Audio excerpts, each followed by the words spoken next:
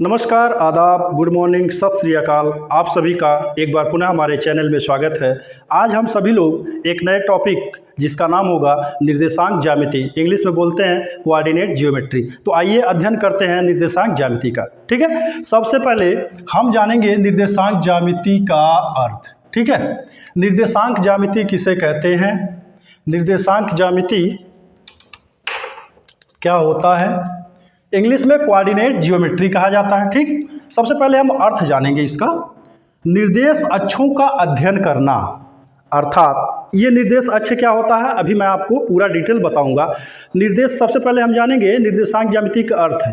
निर्देशांक ज्यामिति का अर्थ होता है कि निर्देश अक्षों का अध्ययन करना। ठीक, अब इसकी परिभाषा जानने से पहले मैं आपको यहाँ पे खींच के बता रहा हूँ निर्देश अक्ष ये क्या होते हैं। ठीक है, इसको कहा जाता है यक्ष अक्ष, इसको बोलेंगे आप यक्ष अक्ष। ठीक है, और निर्देशांक ज्यामिति की भाषा में इसे बोला जाता है भुज।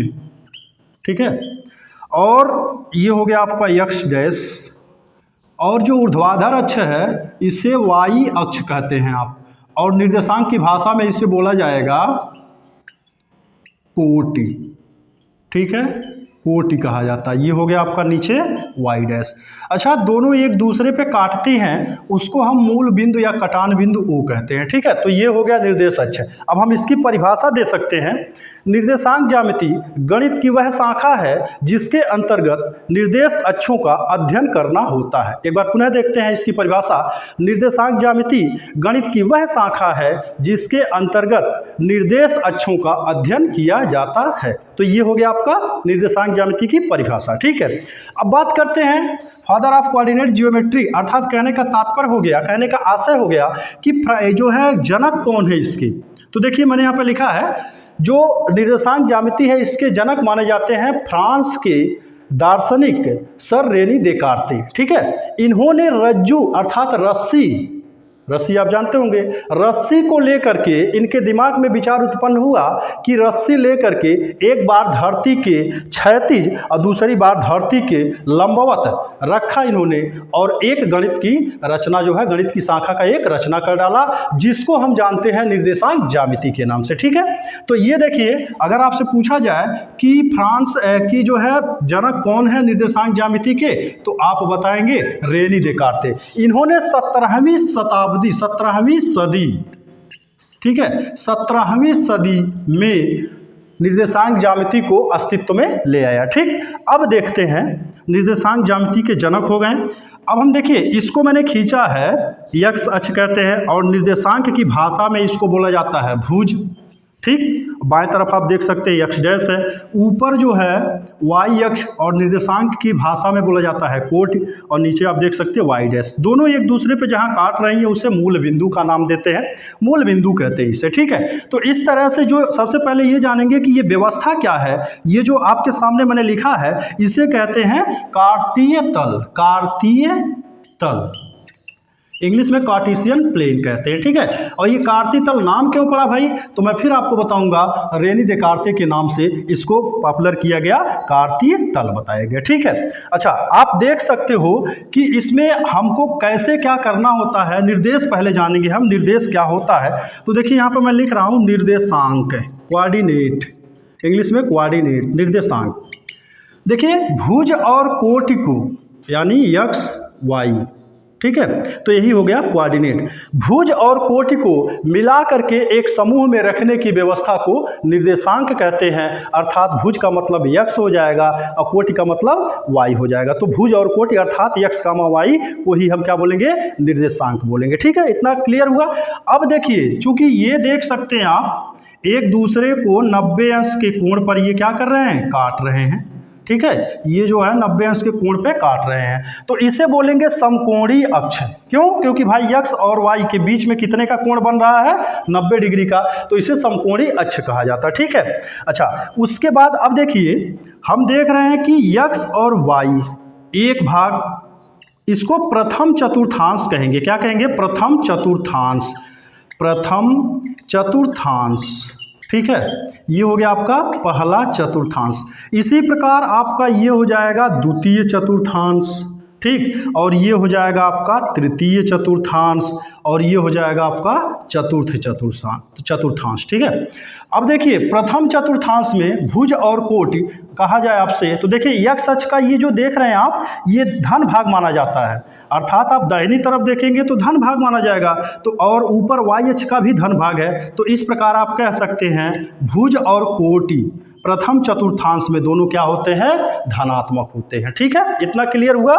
अब दूसरे चतुर्थांश में आते हैं, तो देखिए भुज अर्थात यक्ष क्या है, बाईं तरफ है, डैश में है, तो ये ऋणात्मक हो जाएगा, और वाई क्या है, ऊपर की ओर है, तो ये धनात्मक हो जाएगा। तो इस प्रकार आप क्या कहेंगे, द्वितीय कोटि में द्वितीय जो है चतुर्थांश में भुज क्या होगा, भुज होगा ऋणात्मक, कोटि होगा धनात्मक, यानी यक्ष वाई माइनस, आप देखेंगे माइनस और प्लस होगा। अच्छा, तीसरे चतुर्थांश में आते हैं भाई।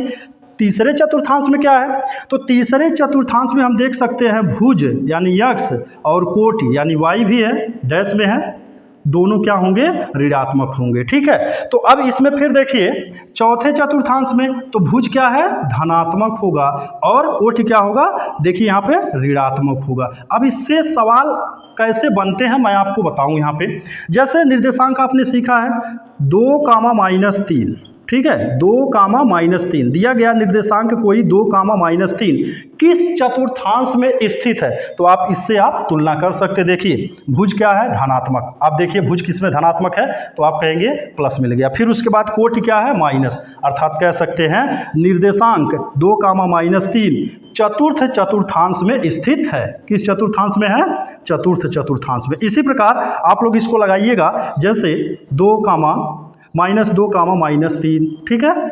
-4, और एक और ले लेते हैं -3, तो ये हो गया क्या, मैंने आपको सबसे पहले परिभाषा बताया। परिभाषा इसका क्या होता है, इसको थोड़ा सा एक बार पुनः रिफ्रेश कर लेते हैं। जैसे निर्देशांक ज्यामिति का अर्थ क्या होता है, दिए गए निर्देश अक्षों का अध्ययन करना निर्देशांक कहलाता है। ठीक है, सबसे पहले अर्थ की बात हो गई। अब परिभाषा की बात की जाए तो निर्देशांक ज्यामिति गणित की वह शाखा है जिसके अंतर्गत निर्देश अक्षों का अध्ययन किया जाता है, उसे हम बोल देते हैं निर्देशांक ज्यामिति। ठीक है। अब जनक की बात की जाए तो देखिए 17वीं सदी में अस्तित्व में आया, और फ्रांस के दार्शनिक सर रेने देकार्ते ने इसको विकसित किया, बताया, तो इसलिए इनको जनक माना जाता है। उसके बाद मैंने आपको बताया ये स्ट्रक्चर बना करके, ये संरचना बना करके इसे कहते क्या है, ये आप इसे बोलेंगे कार्तीय तल। ठीक है, जो 4 हिस्सों में बटा हुआ है, ध्यान रखिएगा। आप यक्ष अक्ष को बोलेंगे भुज और वाई को बोलेंगे कोटि। तो इस तरह से भुज और कोटि को मिला के लिखने की व्यवस्था हमारी क्या कहलाती है, निर्देशांक कहलाती है। ठीक है। अब चतुर्थांश पहला, दूसरा, तीसरा, चौथा मैंने आपको बताया कि किस चतुर्थांश में कौन क्या है, ये तमाम चीज़ों को। अब देखते हैं इससे संबंधित कुछ फार्मूला। आइए देखते हैं पहला फार्मूला लेते हैं निर्देशांक ज्यामिति का। सबसे पहला फार्मूला, पहला सूत्र क्या है देखेंगे। यहाँ पे मैंने लिखा है दूरी सूत्र। अच्छा, डिस्टेंस बिटवीन 2 पॉइंट्स, 2 बिंदुओं के बीच की दूरी, हम इसको आपको रेखा बना के चित्र सहित बता रहे हैं। जैसे सपोज करिए that is a line A and B, यह एक रेखा ए और बी है। ए का जो कोऑर्डिनेट है माने निर्देशांक है x1 y1 है, और बी का निर्देशांक x2 y2 है। तो कहा जाए what is distance of point A and B, यानी इसकी दूरी का फार्मूला क्या होगा। देखिए ये डिस्टेंस पूछा जा रहा है आपसे। ठीक है, तो ये डिस्टेंस कैसे बताएंगे आप, ध्यान रखिएगा। आप d बराबर बोलेंगे करड़ी में x1 - x2 का whole square plus y1 - y2 का होल स्क्वायर, या फिर इसी बात को आप बदल के भी कह सकते हो d = अंडर रूट, बड़ी करड़ी बनाएंगे y, ऐसे बोल सकते हैं x2, देखिए x2 पहले लिख सकते हैं आप x2 - x1 का whole square plus y2 - y1 का होल स्क्वायर, अर्थात आप क्रम को इधर बदल सकते हैं। तो ये हो गया पहला फार्मूला, मैंने आपको बताया यहाँ से a और b जिसके निर्देशांक x1 y1 x2 y2 b के निर्देशांक है, इनके बीच की दूरी ज्ञात करने के लिए पहला इंपॉर्टेंट फार्मूला निर्देशांक ज्यामिति का ये होता है। ठीक है। अब इसी में जैसे ये कोई रेखा है, ठीक है ना, अब हम दूरी को थोड़ा सा हटा देते हैं ये वाला। अब हमें समझना है mid point of A line, किसी रेखा का मध्य बिंदु क्या होता है। ठीक है, तो आप यहाँ से देख सकते हैं बीचों बीच में मध्य बिंदु हमें ज्ञात करना हो तो मध्य बिंदु मान लेते हैं डी हो गया। ठीक है, या फिर अब इसको मान लेते हैं C हो गया। अब इसका निर्देशांक हमें ज्ञात करना है, तो इसके लिए मध्य बिंदु के लिए आवश्यक फार्मूला क्या होता है, भुज यानी x के लिए x1 + x2 बटे 2 और कोटि y1 + y2 बटे 2, अर्थात कह सकते हैं मध्य बिंदु के लिए आवश्यक फार्मूला क्या होता है भाई, मध्य बिंदु के लिए आवश्यक फार्मूला होता है कैपिटल X बराबर x1 + x2/2 और कोटि के लिए y बराबर y1 + y2 बटे 2। तो ये हो गया आपका मिड पॉइंट के लिए। अब रेखा की प्रवणता पहले समझ लेते हैं, ढाल, झुकाव या एंगल कह सकते हैं, प्रवणता कह सकते हैं, ठीक है। तो आपको रेखा की प्रवणता स्लोप ज्ञात करनी है अगर, तो आप कैसे ज्ञात करेंगे फार्मूला, मान लीजिए कोई दो बिंदु है जैसे A और B है, इसकी प्रवणता ज्ञात करने के लिए प्रवणता को स्मॉल m से डिनोट किया जाता है, m बराबर y2, देखिए यहाँ पर मैंने लिखा है y2 - y1 बटे x2 - x1। तो ये हो गया आपका प्रवणता ज्ञात करने के लिए आवश्यक फार्मूला, ठीक है। अब हम जानेंगे बिंदु अगर दिया है x और x1 y1, ठीक, और दूसरा बिंदु है x2 y2, कहा जाए दो बिंदुओं से होकर जाने वाली सरल रेखा का समीकरण ज्ञात करने के लिए आवश्यक फार्मूला क्या होता है, तब आप कहेंगे y - y1 इज इक्वल, आप बोलेंगे y2 - y1 divide by x2 - x1 into x - x1 से। अच्छा, ये है क्या, अभी आपने ऊपर वाले फार्मूला में पढ़ा है, इसको क्या कहते हैं, इस पूरे भाग को बोलेंगे प्रवणता कहते हैं, ठीक है। तो ये हो गया आपका चौथा नंबर फार्मूला। आइए बढ़ते हैं फार्मूला नंबर 5, खूब ध्यान से देखिएगा, इंपॉर्टेंट होने वाला आपके लिए। आइए फार्मूला नंबर 5 की ओर चलते हैं। आइए देखते हैं फार्मूला नंबर 5, ठीक है। फार्मूला नंबर 5 में क्या है, रेखा अगर मान लीजिए कोई ax + by + c = 0 है और उसकी प्रवणता आपको डायरेक्टली तुरंत निकाल देना है बिना समय बर्बाद किए, तो इसके लिए एक ट्रिक है। देखिए यहाँ पे क्या है, प्रवणता को जैसा कि आपको बता दिया गया स्मॉल m से डिनोट किया जाता है, तो -x का गुणांक बटे y का गुणांक, अर्थात गुणांक जिस अंक से गुणा करते हैं उसे गुणांक कहते हैं, ठीक है। तो यहाँ से देखिए आप, यहाँ से जब आप देखेंगे तो x का गुणांक क्या है भाई, x का गुणांक x के आगे किस अंक से गुणा है, तो आप बोलेंगे a से, और बटे b, अर्थात बोल सकते हैं m बराबर -a बटे b। तो ये हो गया रेखा का समीकरण जो पूछा जाए, अगर दिया गया कोई समीकरण है और सीधे आपसे पूछा जाए इस रेखा का समीकरण बताइए आप, इस रेखा का समीकरण नहीं, सॉरी, इस रेखा का प्रवणता बताइए आप, तो आप बड़े आराम से m बराबर -a बटे b बोल देंगे, ठीक है। अच्छा, अब देखिएगा दूसरा हम देखेंगे फार्मूला नंबर 6, फार्मूला नंबर 6, रेखा का समीकरण। अब देखिए ये जो रेखा है, रेखा का समीकरण 3 भागों में बटा हुआ है। नंबर 1 क्या है, प्रवणता रूप का समीकरण। अच्छा, प्रवणता रूप का समीकरण क्या होता है, y बराबर mx + c, जहां पे आप कहेंगे m को जो है प्रवणता और c को अंतःखंड की माप, ठीक है। c को क्या बोलेंगे, अंतःखंड की माप, और m को बोलेंगे प्रवणता, ठीक। ये हो गया प्रवणता रूप का समीकरण। फिर मैंने यहाँ पे लिखा है छठवें वाले में हमने यहाँ पे लिया है अंतःखंड रूप का समीकरण क्या होता है, तो आप कहेंगे x बटे a + y बटे b = 1। अच्छा, यहाँ पे a और b है क्या, x अक्ष द्वारा काटा गया अंतःखंड की माप a और y अक्ष द्वारा काटे गए अंतःखंड की लंबाई अथवा माप b। तो ये हो गया आपका अंतःखंड रूप का समीकरण, ठीक। अब देखिए लंब रूप का समीकरण, ठीक है। रेखा का लंब रूप का समीकरण क्या होता है, x cos alpha + y sin alpha = p, जहां पे p क्या है, लांबिक दूरी है, जहां पे p क्या है, लांबिक दूरी है।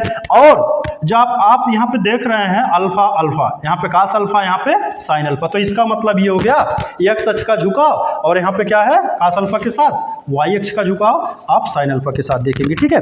अब बात करते हैं डिवाइडेशन फार्मूला अर्थात विभाजन सूत्र की। तो देखिए विभाजन सूत्र, जैसे मैं आपको सिंपल तरीके से यहाँ पे बताऊं, जैसे यह कोई एक रेखा है, ठीक है। रेखा का निर्देशांक आपने पढ़ लिया है x1 y1 अग्रभाग और ये पश्च भाग x2 y2, ठीक है। ये हो गया क्या, आप बोलेंगे रेखा के निर्देशांक। अच्छा, यहाँ पे आपको दिख रहा होगा m1 m2। अच्छा, m1 m2 क्या है, मान लीजिए यहाँ से कोई बिंदु है आपका, मान लेते हैं d है, ठीक है। तो यहाँ से देखेंगे m1 इसको मान लिया गया और यहाँ से इसको बोलेंगे m2, ये आपका m1 और m2 हिस्सा हो गया यानी भाग हो गया। फार्मूला से यह स्पष्ट है, विभाजन फार्मूला 2 प्रकार के होते हैं। पहले हम जानेंगे अंतः विभाजन, उसके बाद बाह्य विभाजन। तो देखिए अंतः विभाजन के लिए जैसे AB एक लाइन है, रेखा है, और मान लीजिए m हिस्सा, m1 हिस्सा पहला भाग, दूसरा m2 है। ए का निर्देशांक x1 y1, बी का निर्देशांक x2 y2 है। अब कहा जाए इसका अंतर जो बंटवारा अंदर हो रहा, अंतर विभाजन फार्मूला, तो आप बताएंगे क्या? भुज के लिए x बराबर m1 m2 बोल सकते, देखिए यहाँ पे m1 भी मैंने लिखा है, m1 x2 plus m2 x1 बटे m1 प्लस m2 होता है। और वहीं कोट के लिए आप बताएंगे m1 y2 plus m2 y1 और नीचे लिखेंगे बटे m1 प्लस m2 जो मैंने यहाँ पे लिखा है। ठीक है, ये अंतर विभाजन के लिए फार्मूला हो गया। अब ये अंतर विभाजन हो गया, अब मैं इसको थोड़ा सा हटाऊंगा। अब चलिए यहीं पे बता दे रहे हैं बाह्य विभाजन, यहाँ पे लिखा गया ना बाह्य विभाजन, एक्सटर्नल डिवाइडेशन, ये इंटरनल हो गया, ये एक्सटर्नल देख लेते हैं। बाहरी वाला क्या होता है? जैसे यही कोई रेखा है ए बी जिसका कोऑर्डिनेट है x1 y1, ठीक है, और ये क्या है b x2 y2, ठीक। अब इसको हम आगे बढ़ाएं अगर, तो ये हो गया d, यानी अब हमें d का कोऑर्डिनेट ज्ञात करना है। तो अब देखिए a से लेके b तक का जो हिस्सा है m1 हो गया भाई, और b से लेके d तक का जो हिस्सा है m2 हो गया।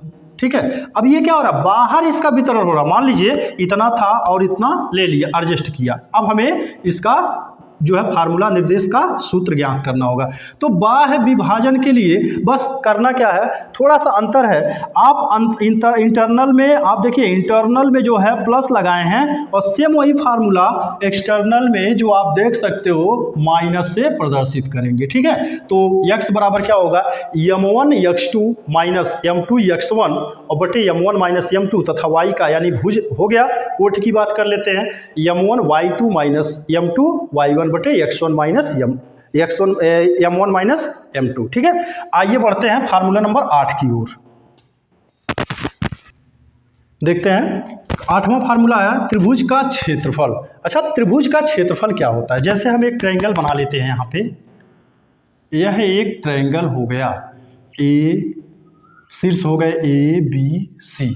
अच्छा, पहले शीर्ष का निर्देशांक x1 y1, ठीक है, दूसरे का हो गया x2 y2, तीसरे शीर्ष का हो गया x3 और y3। ठीक, यह त्रिभुज हो गया जिसके निर्देशांक क्रमशः x1 y1, x2 y2, x3 y3 हो गया। ठीक है, अब बात की जा रही है क्षेत्रफल। तो सबसे पहले हम आपको क्षेत्रफल बता दें, वस्तु द्वारा घेरी गई जो अधिकतम स्थान होता है वही वस्तु का क्षेत्रफल कहलाता है। तो मान लीजिए अगर इतना हम ऐसे इसको रंगीन कर दें तो देखिए इतना जगह ये कवर कर लेगा। अब इसी को क्षेत्रफल जानना है। निर्देशांक ज्यामिति में त्रिभुज का जो क्षेत्रफल होता है, थोड़ा सा यहाँ ध्यान देंगे, डेल्टा हमने यहाँ तिकोना टाइप में बताया है, डेल्टा इसे बोल देंगे, डेल्टा भी कह सकते हैं। त्रिभुज का क्षेत्रफल बराबर 1/2 x1 y2 minus y3 plus x2 y3 minus y1 plus x3 y1 minus y2। ये जो मैंने फार्मूला नंबर 8 में लिखा है, तो इसको कहते हैं त्रिभुज का क्षेत्रफल, एरिया ऑफ ट्रायंगल। ठीक है, एरिया ऑफ ट्रायंगल बोला जाता है।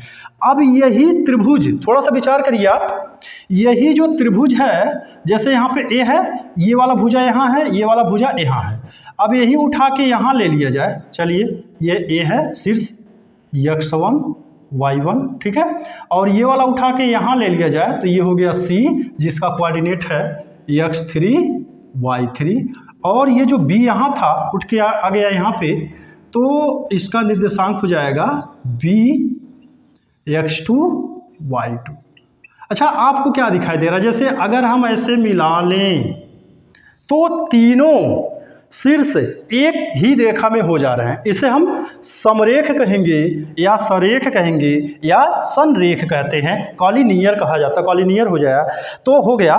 तो इसमें देखिए समरेख, किसी त्रिभुज का जब क्षेत्रफल 0 होता है तो वही कहलाता है समरेख होने के लिए आवश्यक प्रतिबंध। अर्थात देख सकते हैं आप यहाँ पे डेल्टा बराबर मैंने क्या लिखा है, x1 y2 minus y3 plus x2 y3 minus y1 plus x3 y1 minus y2 is equal 0। अर्थात कहने का आशय हो गया, अच्छा 1/2 क्या है भाई, 0 में आप क्या करेंगे, आप गुणा कर देंगे, समाप्त हो जाएगा। तो ये हो गया आपका जो है त्रिभुज के समरेख, या फिर ऐसे कह सकते हो आप कि 3 बिंदुओं के समरेख होने के लिए आवश्यक प्रतिबंध। ठीक है, तो ये हो गया फार्मूला नंबर 10।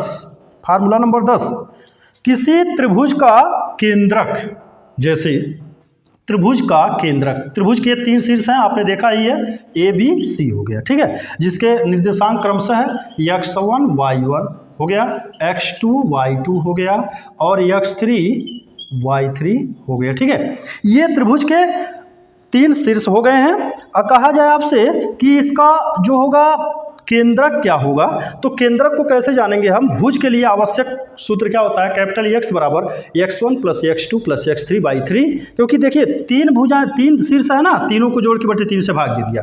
और वही कोटि के लिए y1 plus y2 plus y3 बटे 3।